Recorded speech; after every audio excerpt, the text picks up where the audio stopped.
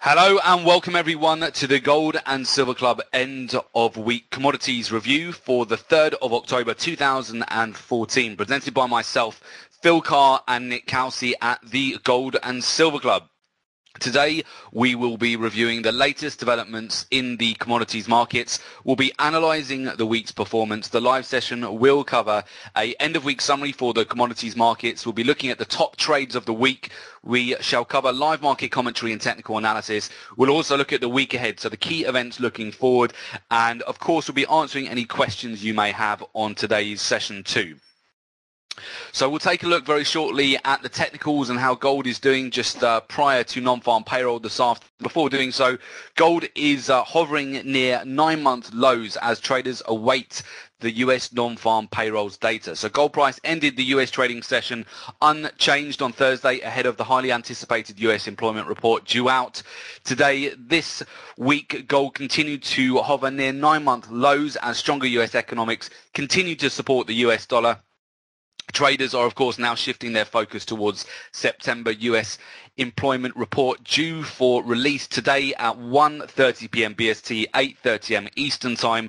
This report is arguably the most important economic report of the month. Traders expect the key non-farm payroll figure to have risen by around 215,000 in September. So regardless of the outcome, as always, the non-farm payroll report will present traders with highly lucrative opportunities across the commodities markets. Elsewhere this week, natural gas jumped to its highest price in the last 12 weeks as forecasts for cold winter in the US pushed up prices on heating demand.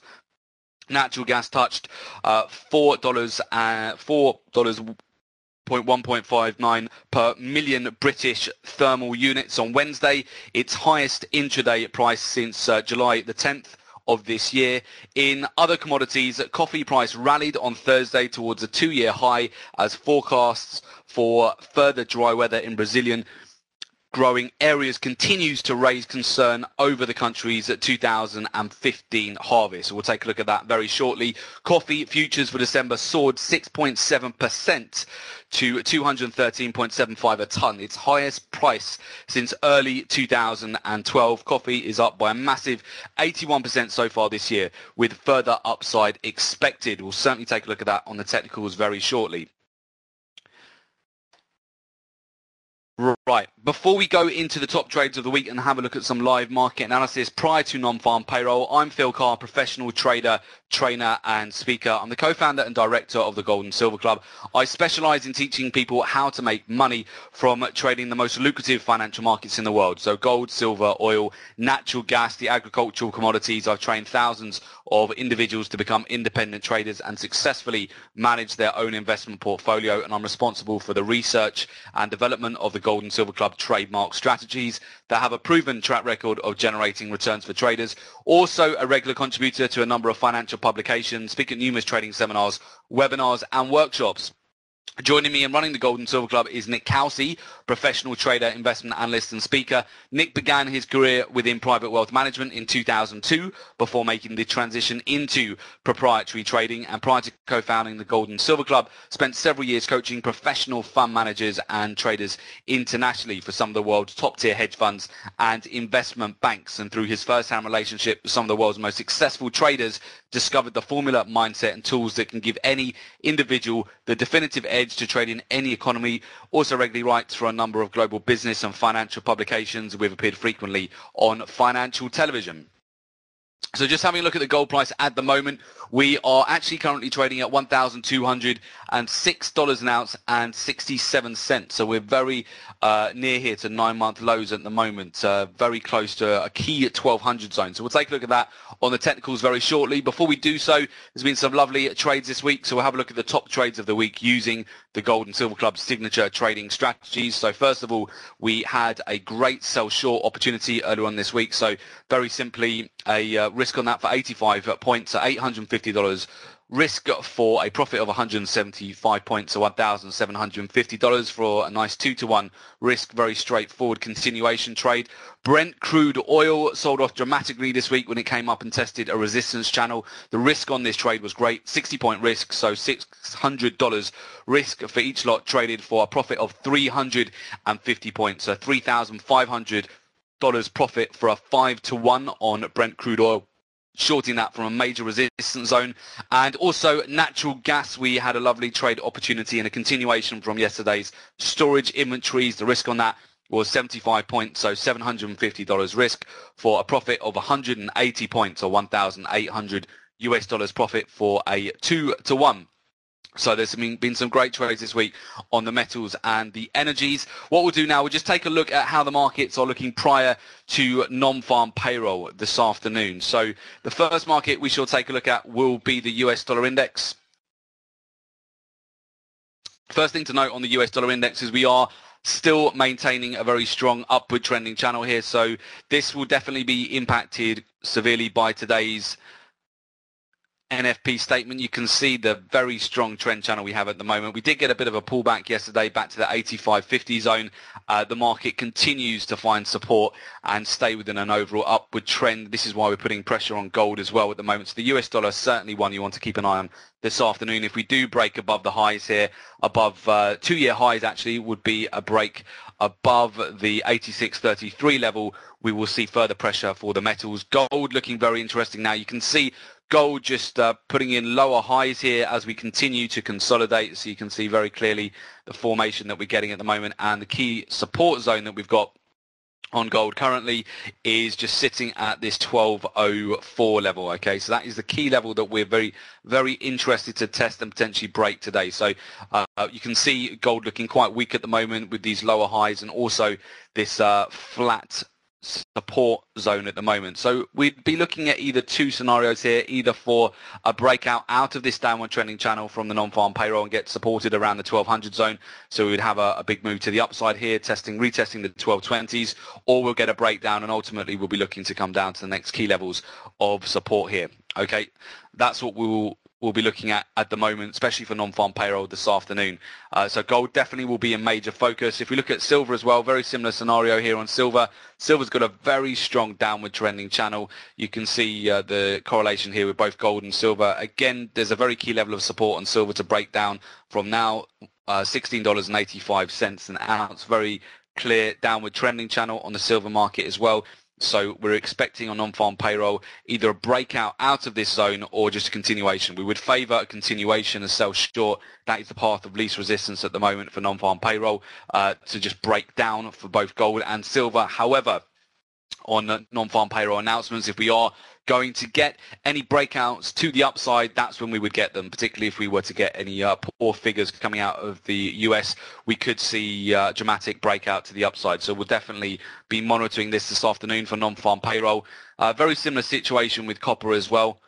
Copper is continuing just to stay within its overall downward trending channel. You can see the market is continuing to come down and test the lower end of this trend zone. So we're really looking for a decent breakdown below this trend channel or a breakout to the upside. Major level to clear at the moment is 3.0712 for a rotation back up to the upper end of the trend channel. But for the time being, we're just continuing to consolidate here on copper.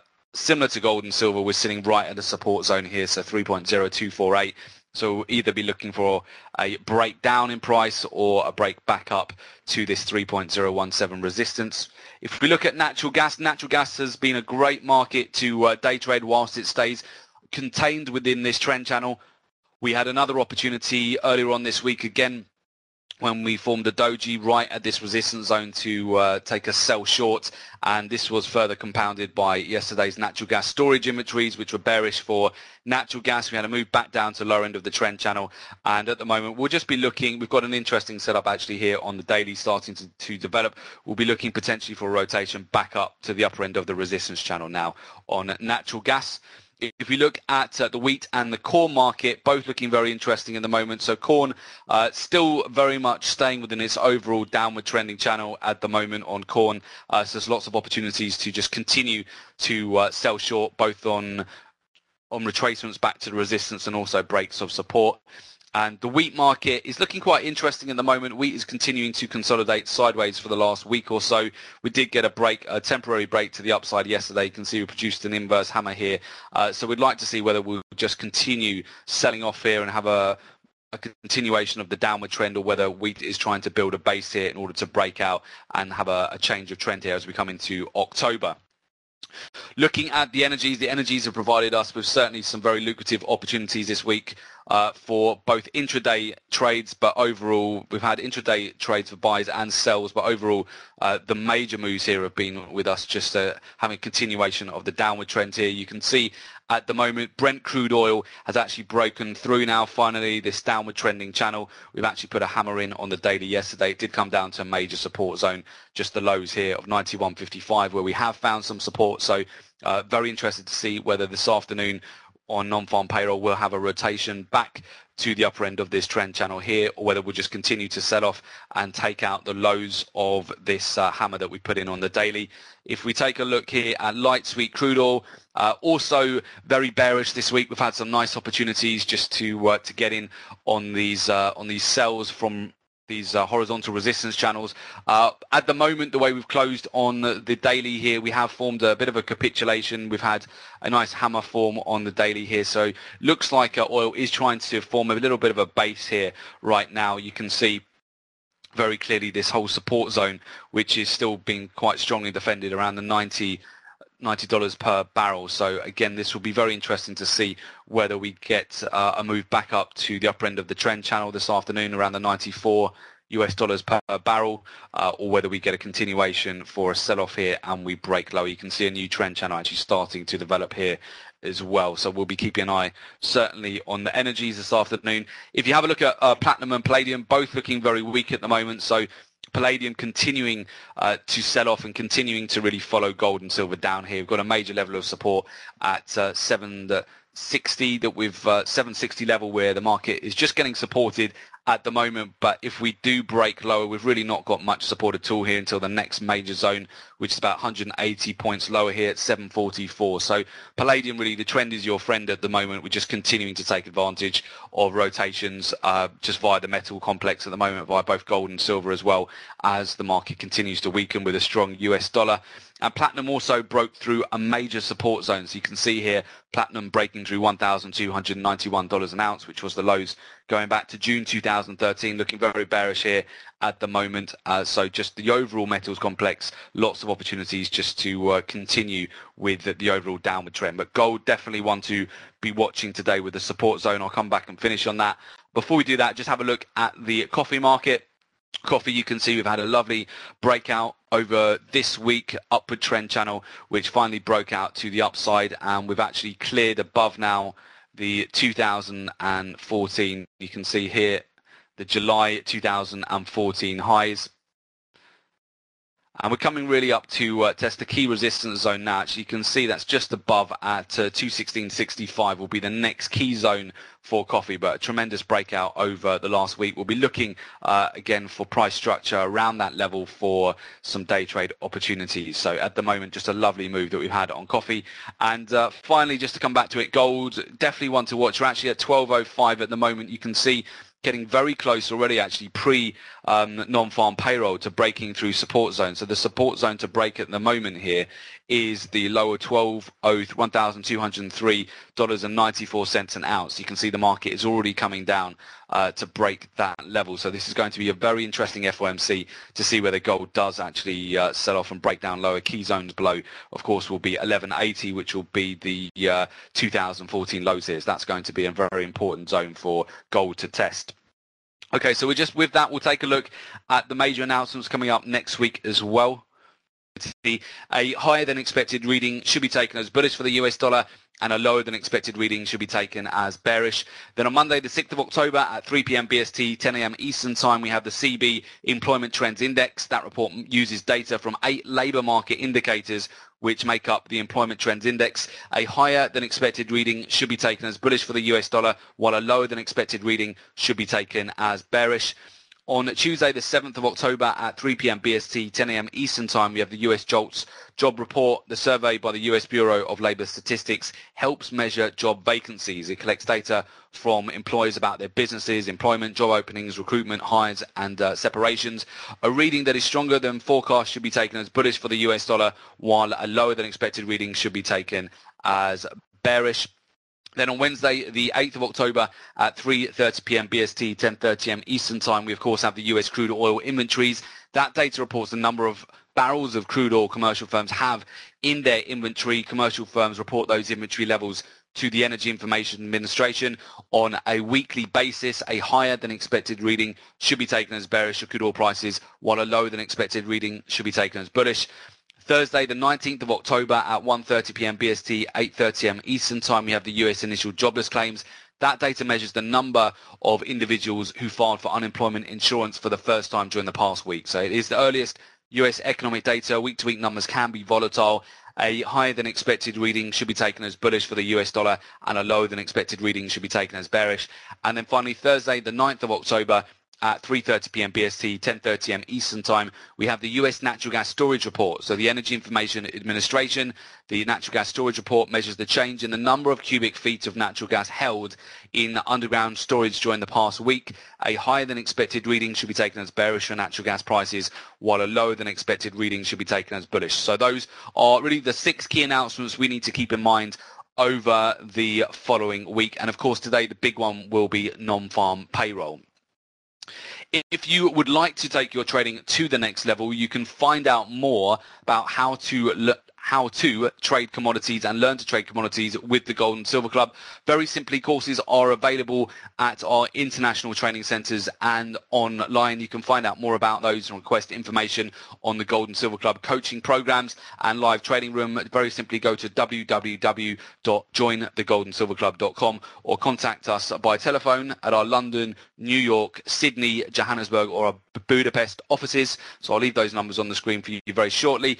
And of course, make sure you subscribe to our newsletter. You will receive free weekly reports on the precious metals, energies, agriculture, live market analysis and prices. Very simply, go to www.thegoldensilverclub.com. So that brings us to the end of today's session. So I wish you all luck with today's trading, especially for non-farm payroll this afternoon, and we'll definitely catch you on the next one. Okay, so have a great weekend, everyone. Good trading, and if you need anything, just do get in touch with us with the details on the screen. Okay, thanks, everyone. Bye-bye.